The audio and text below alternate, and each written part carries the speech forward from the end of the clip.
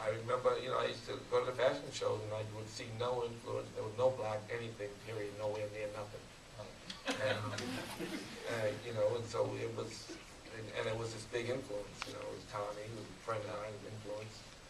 And I saw Ralph was doing it, and stuff was kind of hip hop in its own way. There was a way, there was a part of what was Tommy, and what was, that they built. They built a $30 million company to a $1 billion company. The hip hop artists, there was a part of what they were doing that was so inspiring, and they didn't do a lot of it.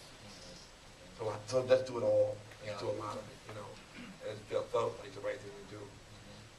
I would, not sitting here, but thinking about you just off stage, so to speak.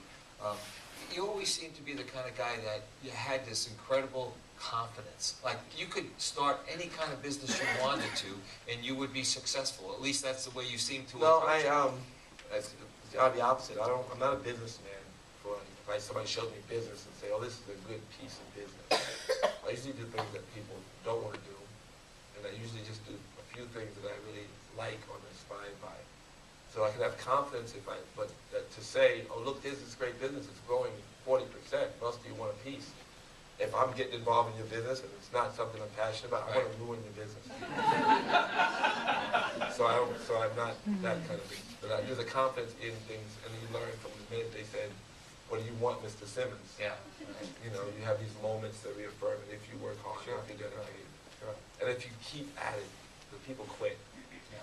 And I have one thing about me that I'm resilient, and I know that's written in the scripture, and it's over. You cannot fail until you quit. It's impossible. So I learned that. When you look back at last 25, 30 years, hip-hop has been America's pop music. It's in this first exhibit, really, that we have out there, there's been a few attempts at putting hip-hop in a museum setting, and hopefully this will lead to other things. That's our goal. But when you look back, it was America's, it still is America's pop music. Did you have any inkling of that at some point where you said, my God, this is a big part of the latter part of the 20th century? Well, that's, it's like, I'm not on my deathbed. I don't really worry about that. And if I am, I don't know if I'm going to look at it either. I don't do new shit. Yeah. I mean, I'm not I don't like to spend a lot of time on stuff that really happened, or I don't celebrate a lot. Yeah. I'm not I don't celebrate. I don't get too sad either. So I don't really. It is obviously has a great effect on people. People come to me and tell me, "Oh, your music changed my life." I'm a godfather of hip hop. I mean, you have the stature in the culture. I don't want to just say that here lies Russell, greedy entrepreneur.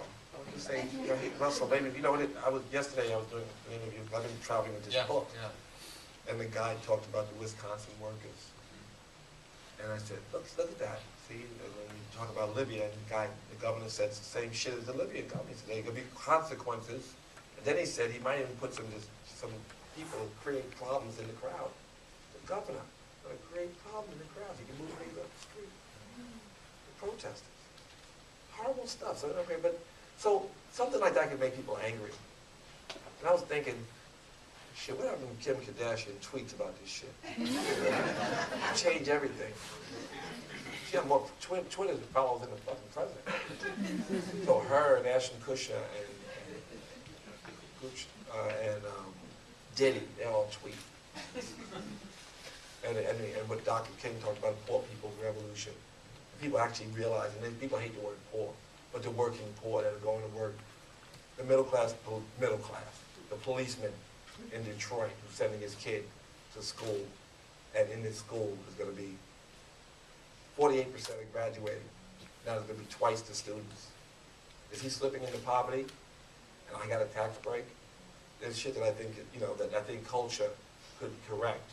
Compassionate people who are cultural, who have power, can correct. Yeah. So I like a lot of that. I think about that as, maybe I could actually affect something, the 15 billion suffering farm animals that are born into suffering, that ruin the planet, that take all the oil and all the water and all the grain and make you sick. Yeah. Maybe people can stop eating them, stop, slow that process down, less suffering. Maybe you can have an effect. There's so many places that have a real effect. It has to do with celebrity, too. They give you a break. When you're a celebrity, you can make up shit. right? And get other celebrities to make up shit, and anything in the world can change. So that's the value of the hip-hop shit for me today. Well, when you look at your next 10 years, do you have anything, any goals or objectives or things that you want to do other than what you just said? I mean, That's a new lot. businesses? They start tweeting about poor people's revolution. They Yeah, killed that's- Dr. King just talking about that shit. Right? That's true. So to get people not to suffer so much, and to get, that's a pretty big goal. I don't know. That ain't like I want to get some comedians on TV. It's different. It's different. I know. But what I'm saying is, it's been you've been in jewelry, movies, music, fashion.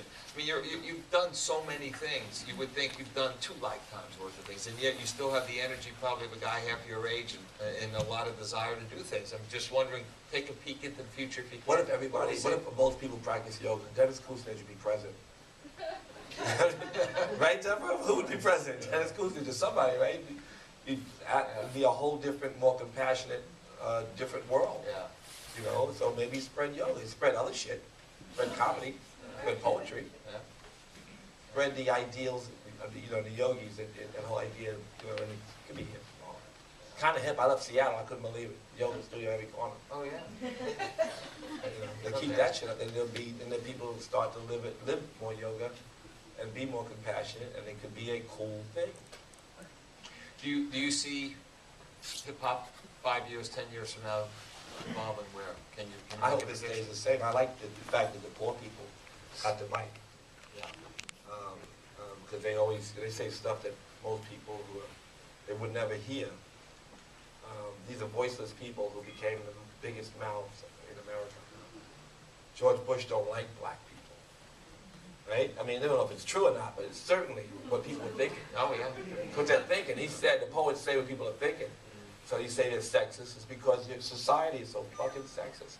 You say it's racist, not really as much as their parents, or not as homophobic as their parents. They're not nearly as gangster as our government. They're poets, they tell the truth, they're mirrors of our society, and they're important. Yeah. Well,